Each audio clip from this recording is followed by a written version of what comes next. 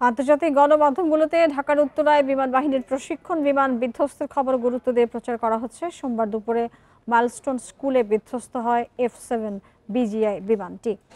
British বার্তা সংস্থা রয়টার্সের প্রতিবেদনে বলা হয়েছে, একটি ক্যাম্পাসে বাংলাদেশ বিমান বাহিনীর বিমান বিধ্বস্ত হয়েছে।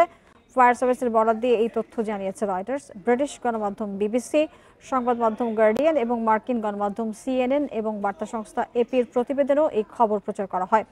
আহতদের উদ্ধার করে স্থানীয় হাসপাতালগুলোতে ভর্তি করা হয়েছে এবং নিহতের সংখ্যা বাড়তে পারে বলে তাদের প্রতিবেদনে উল্লেখ করা হয়। কাতার ভিত্তিক গণমাধ্যম আল জাজিরাতেও বিমান দুর্ঘটনা নিয়ে প্রতিবেদন করা হয়েছে। এছাড়া এনডিটিভি, টাইমস অব ইন্ডিয়া এবং হিন্দুস্তান টাইমস সহ ভারতীয় বেশ কয়েকটি গণমাধ্যমের শিরোনাম হয়েছে এই ভয়াবহ বিমান বিধ্বস্তের খবর।